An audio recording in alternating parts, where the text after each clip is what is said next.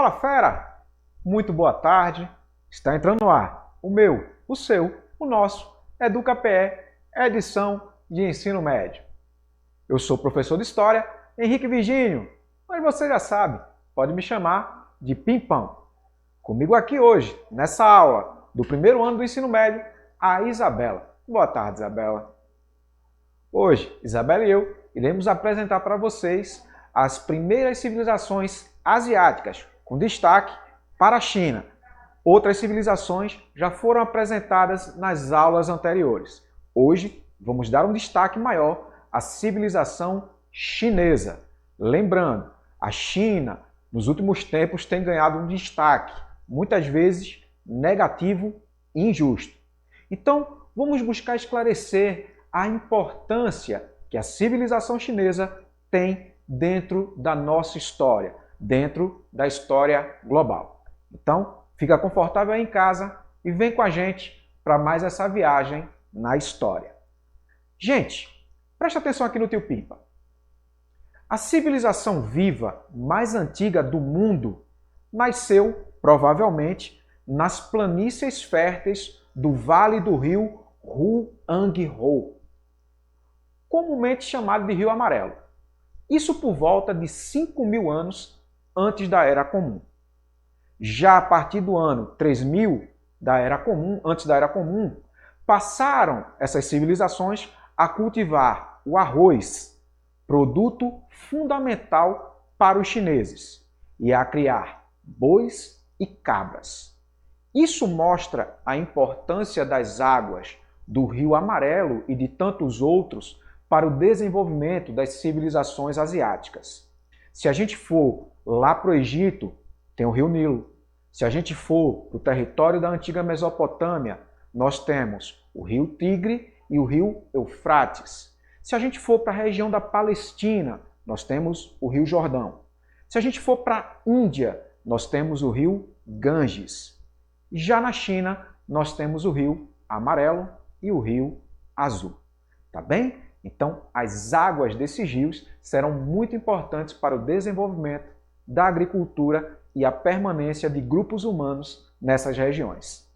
Sendo parte de uma das mais antigas e importantes civilizações do mundo oriental, o Império Chinês já existia antes mesmo da ascensão do Império Romano no mundo antigo e durou até após a queda do Império Romano no Ocidente. Isso no século V, depois da Era Comum, ano de 476. Show de bola? Viu quanto ele é antigo? Olha aí, tá bem? As primeiras pessoas, os primeiros grupos a se assentarem na região que hoje a gente chama de China, se fixaram nessa região no período Neolítico, aproximadamente no ano 7000 antes da Era Comum. A gente observa a formação dos primeiros grupos humanos nas margens do Rio Amarelo, Huanghe, e do Rio Azul, Yangtze. Por que eu estou fazendo essa brincadeira com a nomenclatura? É para complicar sua vida? Não. É porque algumas provas trazem como se pronuncia na língua oficial da China, o mandarim, e outras trazem a tradução para o vernáculo português, para a língua portuguesa, amarelo e azul. Tá bem, gente? Então você tem que ficar ligado nesse tipo de pegadinha. Show? Observa a imagem que segue. Aninha, mostra essa imagem linda, maravilhosa para o pessoal. Essa é uma das cachoeiras mais famosas, localizada no Rio Amarelo, a cachoeira de Ucao. Gente, se algum descendente de chinês estiver assistindo, perdoe-me a pronúncia, mas tem uns nomezinhos aí que são bem complicados para mim. Então, nós temos aí. Observe a tonalidade da água. Daí vem o nome do rio, Rio Amarelo, por conta da cor amarelada de suas águas. Isso tem uma explicação que a gente vai ver mais na frente. Aninha, traz de volta para mim, por favor. Obrigado. No nosso suíte, Ana Macário. Aninha, cheiro no seu coração, viu? Cheirão. Então, gente, olha aí. Ó. Os grupos que viviam no Vale do Rio Amarelo aproveitavam as águas do rio para o seu uso diário, para o seu dia a dia. E também se aproveitavam do solo de loess. Que danado é esse? Um solo de cor amarelada e extremamente fértil. Tá bem? Aproveitavam para quê, Pimpão? Para o cultivo de cereais e para a criação de animais. Tá bem? Daí, por conta desse solo de loess, é que nós temos essa cor amarelada das águas do Rio Amarelo. Tá bem? Tá aí a explicação. Lembre-se, solo de loess é um solo de cor amarelada extremamente fértil, o que vai favorecer a agricultura nessa região. Tá bem? Nós vamos ter o desenvolvimento com o passar dos anos e com o crescimento populacional, o aparecimento de duas culturas. As culturas Yang-ho e Long-shao. Tá bem? Através de que forma é que foi descobertas essas informações, Pimpão? Já que durante muito tempo, informações sobre a China, sobre a Índia, até mesmo sobre o Japão histórico, ficaram esquecidas ou desconhecidas. Através de escavações arqueológicas, fera. Escavações arqueológicas feitas no Vale do Rio Amarelo revelaram que por volta de 2000 antes da Era Comum, 2000 a.C., as aldeias chinesas eram grandes e numerosas e seus habitantes produziam artefatos em cerâmica, usados no armazenamento e preparo de alimentos, como vasos e panelas, e no transporte e consumo de água, moringas e taças. Daí, graças ao desenvolvimento desse tipo de artesanato, se deu o nome dessas duas culturas. Ficou um pouco estranho, não ficou? Mas eu vou deixar mais claro para você. Observa aí esse slide que segue. Nós temos os grupos surgidos no Neolítico, com destaque para as culturas Yang-shao, cerâmica pintada, aqui está à sua esquerda, e a cultura Long-han ou Long-shan, a cerâmica negra, que está à direita da sua imagem. Tá bem? Então, graças a essas duas formas avançadas de cerâmica para o período neolítico, lembro que a cerâmica vai surgir de forma maior, mais forte, no período neolítico, tá bem, gente? Então, essas duas culturas são identificadas no período neolítico da civilização chinesa, da civilização oriental. Bacana? Traz para mim, Aninha. Então, gente, essas duas culturas são facilmente observadas, como você pode ver aqui, tá invertido, aqui do lado, de forma mais ampliada. O vaso da cultura Yang-shao e o vaso da cultura Long-han ou Long-shan, tá bem?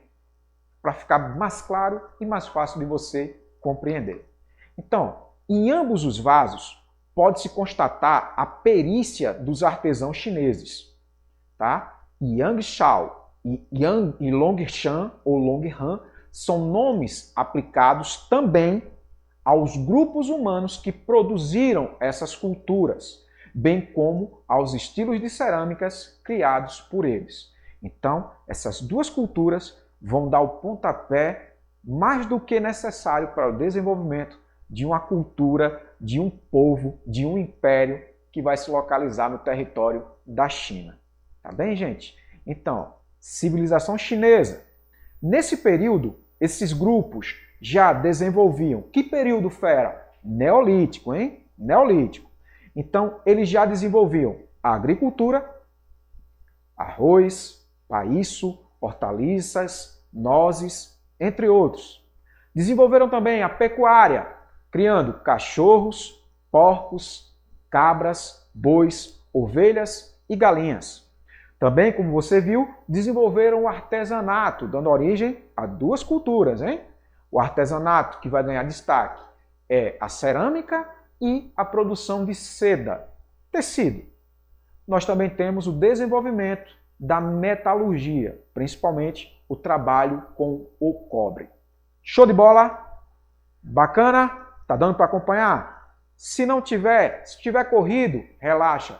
Mais tarde, quando você estiver descansado e a nossa aula tiver chegado ao fim, entra lá, youtube.com/educape e confere essa aula mais uma vez e com mais calma, tá bem?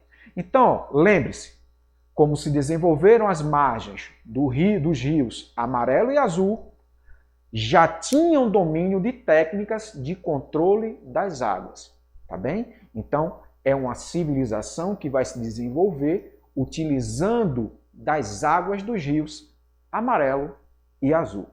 Bacana? Então eu tenho aí, ó, a agricultura, eu tenho pecuária, eu tenho artesanato e eu tenho o uso da água como base para muitas das atividades desenvolvidas na civilização chinesa do período neolítico. Show? Bacana? Então, gente, o Império Chinês será fundado após uma disputa de poder entre os líderes de 7 principados. Esses principados eram independentes e nós vamos ter a China dividida basicamente nesses 7 grandes principados, cada um com um líder e cada líder se julgando mais apto a governar todos os demais. Essa disputa vai se encerrar no ano de 221 antes da Era Comum, com a vitória do príncipe Qin, chamado também de Xin Huangdi, que foi o primeiro imperador chinês. Cada nomezinho complexo hoje, hein, Isabela? Cada nomezinho maravilhoso, hein? Olha aí, gente. Tá na sua imagem, tá no quadro, ó o vício, Ana, ó o vício. Tá aí na sua tela para ficar mais fácil. Então a disputa chega ao fim em 221 com a vitória do príncipe Qin, Xiang Huangdi, ou seja, o primeiro imperador. Maninha já facilitou um bocado aí colocando na sua tela. Show? Então, gente, vamos seguir aqui, ó. Observe essa linha do tempo. Essa linha do tempo mostra as várias dinastias que se sucederam na história política do Império Chinês. Nós temos ali o Império Qin, a dinastia Han, aí depois nós temos a divisão da China em vários reinos, a unificação com a dinastia Tang, a Era das 5 dinastias, depois a reunificação com a dinastia Song e, por último, a dinastia dos Mongóis. Então você tem mais de 1000 anos da história política da China antiga aí nessa linha do tempo. Tranquilão? Depois você pode passar essa linha do tempo para o seu caderno de estudos. Isso vai contribuir para a sua memorização. Tá bem? Então, gente, ao assumir o poder, Xin Huangdi vai dar início ao primeiro império chinês, o Império Qin. E o que foi que ele fez? Eu preciso lembrar, Pimpão. Está aí na sua tela. Unificou o território chinês, centralizou o poder político, adotou um sistema único de pesos e medidas válido em todo o território do império, adotou uma moeda única e padronizou a escrita. Tudo isso durante o período do Império Qin, um destaque para Xin Huangdi, o primeiro imperador. Tá bem? Então, nós também temos a definição de leis para o país, para o território imperial inteiro. Além do mais, ele introduziu concursos para o preenchimento de cargos públicos, coisa que antes não havia. Os cargos públicos geralmente eram ocupados por membros da nobreza, por membros de influência das famílias dos antigos príncipes. Agora não. Agora eles terão que provar que são capazes de assumir esses cargos. Ele também coordenou grandes obras de irrigação e deu continuidade à construção da Grande Muralha. A Grande Muralha começou a ser construída por volta de 220 a 222 antes da Era Comum, ou seja, antes mesmo da formação do primeiro Império Chinês, ou seja, do Império Qin. Show? Bacana? Aninha, olha aí, mostra essa foto aí pra galera. Isso é um recorte da muralha da China, também chamada de Grande Muralha. Está em pé até os dias de hoje, com seus mais de 2.100 quilômetros de extensão, paredes com altura variando entre 2,5 metros e 7 metros. Essa muralha foi construída para proteger o território chinês das invasões de povos estrangeiros ou povos inimigos. Destaque para os mongóis. Mas isso fica para uma outra história. Show, gente! Com base nas suas crenças, o imperador Shi Huangdi mandou construir um exército de terracota. Terracota é um tipo de argila moldável, tá bem? Esse exército era composto por cerca de 7.000 guerreiros. Esse exército foi descoberto em escavações na década de 1970 e ganhou o nome de Exército Imperial, ou seja, os guerreiros de Xi'an, ou Exército Imperial de Xi'an. E você pode ver na imagem que a Ana vai ampliar para vocês aí do lado. É um grande centro de visitação hoje na China, tá? Que se você, depois dessas grandes crises aí do corona, depois do fim dessa pandemia, quando você for curtir aquelas férias da Ásia e dar aquela passadinha na China, tá? Vale a pena você visitar. Ao lado, você vê uma estátua feita de bronze, tá? Feita de bronze que representa o imperador. Ele acreditava que fazendo isso, ele teria um exército para lhe acompanhar no além-vida. Os guerreiros de Xi'an ou exército de terracota. Tá bem? Show de bola, gente? Acompanha aí comigo aí, ó. Após a morte de Shi Huangdi, as disputas pelo poder foram vencidas por Liu Beng, o primeiro imperador da dinastia Han. Então sai a dinastia Qin e entra a dinastia Han. Isso por volta de 206 antes da Era Comum. Tá bem? Então Liu Beng assume o governo do Império Chinês, dando início à dinastia Han. E o que é que ele faz, Pimpão, que merece destaque? Está aqui do lado. A Aninha já colocou aí para vocês. Fortaleceu o poder real, fortaleceu o seu próprio poder, formando alianças com a nobreza, criou o recrutamento obrigatório de homens com idade de 30 anos ou mais para o exército, instituiu o mandarim como língua oficial e ampliou, através de conquistas, o território chinês. Destaque para a região hoje conhecida como Mongólia, lá no norte do território chinês.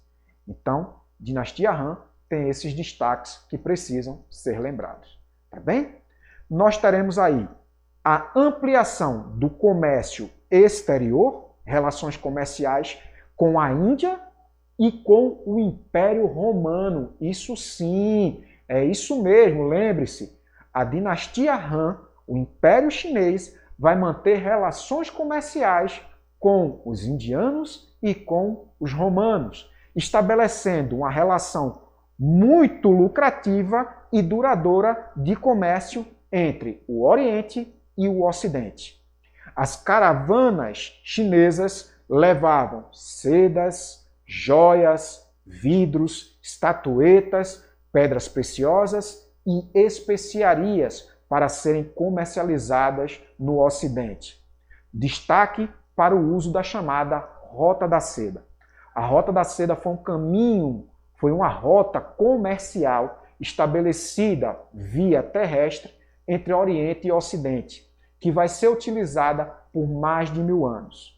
Essa rota só perderá sua importância a partir das grandes navegações no período moderno do século XV. Mas isso fica para uma outra história. Show de bola? Então, gente, observe esse mapa aí. Vou pedir para a Aninha ampliar e colocar na sua tela. Show de bola, Aninha. Obrigado. Observe, por favor, a linha vermelha. Ela marca o início da Rota da Seda no Oriente e vai até as margens entre o Mar Mediterrâneo e o Mar Vermelho, além do Mar Negro, ou seja, no Ocidente. Então nós temos uma ligação terrestre de comercialização entre Oriente e Ocidente, com destaque para a chamada Rota da Seda. Show? Bacana, gente? Tranquilo? E aí, tá dando para acompanhar? Massa! Aninha, traz para mim, por favor. Então, meu povo, minha povo, para que você não esqueça, lembre-se, a extraordinária expansão territorial e comercial sobre a dinastia Han só foi possível graças ao aumento da produção de riquezas, que por sua vez está associado ao progresso técnico, aos grandes avanços tecnológicos feitos pelos chineses na época. São dos chineses as invenções da pólvora, do fogo de artifício, do macarrão, nós temos o uso da bússola, entre muitos outros inventos, que foram levados do Oriente para o Ocidente e empregados em civilizações e impérios e reinos como o romano, o reino português, durante a sua navegação, e os romanos durante o período de dominação imperial. Tá bem? Tranquilo, gente? Bacana? Então, metalurgia do ferro também merece destaque, tá bem? As ferramentas agrícolas feitas de ferro eram mais eficientes, com destaque para as pás, as enxadas e o arado. O arado está aí uma imagem que representa, você vê que ele tem uma estrutura de madeira com algumas partes de metal, de ferro, tá bem? Isso levou a um uso generalizado do arado, que por sua vez era puxado por bois, o que dava uma maior liberdade de manobra e, consequentemente, aumentava a produtividade dos produtos agrícolas chineses. Tá bem? Então, gente, nosso tempo está chegando ao fim. Eu espero que esse gostinho sobre o Império Chinês tenha te deixado com mais vontade de conhecer essa brilhante, essa incrível civilização. Eu vou ficando por aqui e a gente se vê numa outra história. Até mais!